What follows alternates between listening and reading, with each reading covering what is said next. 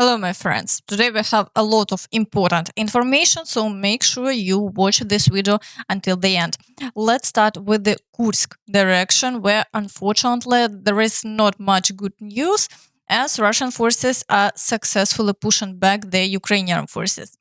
Near the village of Vesele, the Ukrainian bridge into Russian territory has been cut off, leveling the front line. Now, the distance from the current front line to the main target, the town of Glushkova, is 5 kilometers and 100 meters. For now, there are no reports of new Ukrainian offensives in this area. Additionally, Russian forces are gradually pushing Ukrainian troops near the village of Lyubimovka. Unfortunately, there are significant changes along the front line, and it appears that the defense is struggling to hold. According to the latest data, Russia has managed to gather 38,000 troops in this direction, carrying out operations to squeeze out the Ukrainian forces. Near the village of Borki, the situation is also worsening, but there are no reports of major offensive actions from either side. Meanwhile, both sides continue to use FPV drones actively. In the Kharkiv direction, there has been a significant increase in strikes on Kharkiv with glide bombs, and the situation there remains very difficult. Meanwhile, the fighting is concentrated near Vovchansk and the village of Tykhe. Here, the Ukrainian forces are seeing success, and the Russians are unable to reclaim lost positions. Over the past 24 hours, the front line has remained unchanged. In the Kupiansk direction, the situation remains challenging. There continues to be a large number of shelling on the frontline settlements. Assaults in the areas of Sinkivka and Glushkivka are ongoing, but no new Russian advances have been recorded over the past day. In the Svatove area, Russian activity has slightly decreased. Clashes are still reported near Stelmachivka, but no changes in the front line have been confirmed. Further south, shelling continues in Novoyegorivka with assaults on Chernyshina and the village of Makiyivka. However, there have been no frontline shifts in these areas. In the Kreminna direction, battles are ongoing for Nevske and around Torske. Upon closer examination, it's clear that Russian forces have been pushed back from the river, and now they only hold the outskirts of the village where Ukrainian forces are actively targeting them. Over the past 24 hours, no significant changes have occurred, but the work continues. In the Siversk direction, the Russians still have enough strength to continue the offensive actions towards Verkhnyokamensky and Ivanodarivka, attempting to break through from Vyimka towards Siversk.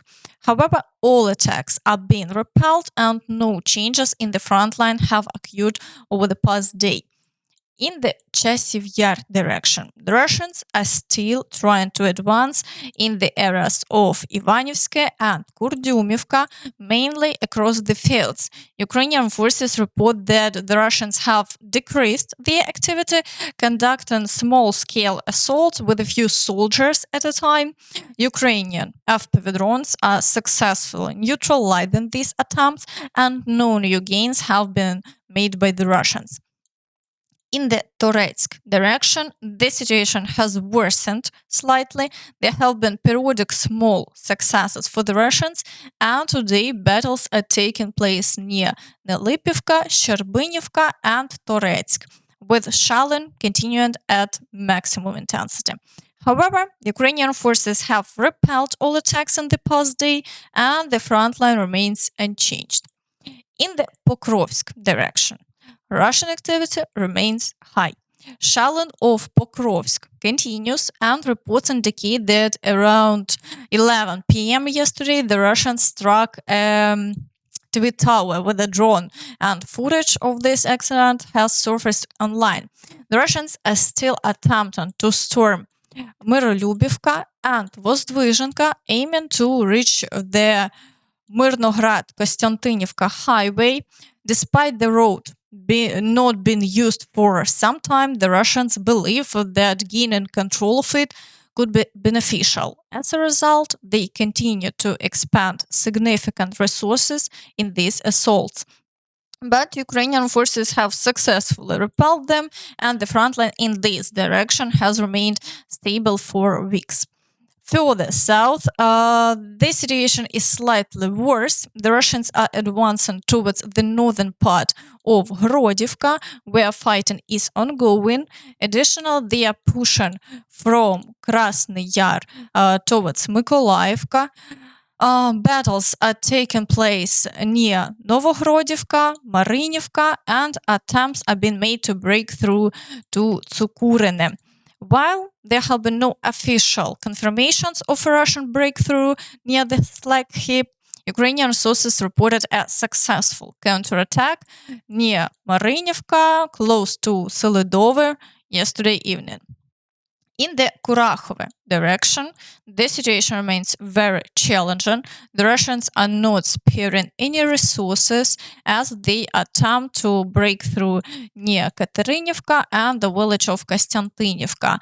They are also trying to advance from Georgiivka, conducting numerous shelling operations. However, despite their efforts, the front line has remained unchanged with the past day. In the Vuhledar direction, Russian activity shows no signs of slowing down. They continue to have shelled the entire frontline area and are using FPV drones extensively to target any Ukrainian equipment. Despite their relentless attempts to attack Vuhledar, they have made no progress and the situation remains stable. There are also reports of efforts to break through towards Rivnopil, but Ukrainian forces are successfully neutralizing the Russians in the open fields with no gains made by the Russians. In the Zaporizhzhia direction, after a prolonged lull, the Russians have significantly increased their attacks with a notable rise in shelling. Assaults on Pyatikhatki have been recorded along with breakthroughs near Novoandriivka, Novodanilivka, and close to Robotine. Russian forces are not only targeting the frontline areas, but are also striking deeper into Ukrainian held territory, including hits on Zaporizhzhia and also Dnipro. The situation in this area is becoming more complicated, and a commander from the Zaporizhzhia front has confirmed that Russian activity has intensified, making the situation even more challenging. In the Kherson direction, shelling of the right bank continues with increased intensity, involving both artillery and FPV drones. Meanwhile, attempts by Russian forces to break through on the islands haven't ceased, but Ukrainian defenders have successfully repelled these efforts, and no changes in the front line have been reported. Meanwhile, the recent remarks from Lavrov threatening the use of nuclear weapons coincide with President Zelensky's upcoming visit to the US, where Ukraine's peace plan will be a central topic. So Lavrov stated, "No one wants a nuclear war, but let me assure you we have the weapons that could have serious consequences for the heads of the Ukrainian regime." At the same time, it's clear that Russian attacks, particularly targeting Ukraine's energy infrastructure, will persist.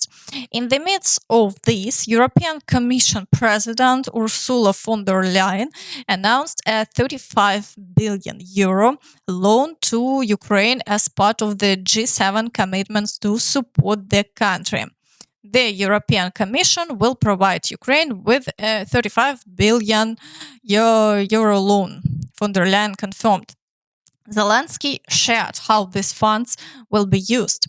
The money will be allocated primarily to energy, defense, bomb shelters in schools, kindergartens, and universities. Additionally, part of the funds will be directed toward domestic weapons production, including long-range drones and air defense systems. Feel free to share your thoughts on this in the comments. And that's all from me. So please don't forget to like this video, subscribe to the channel, and hit the notification bell to stay updated on all the latest news. Thank you for watching, and see you next time. Bye bye.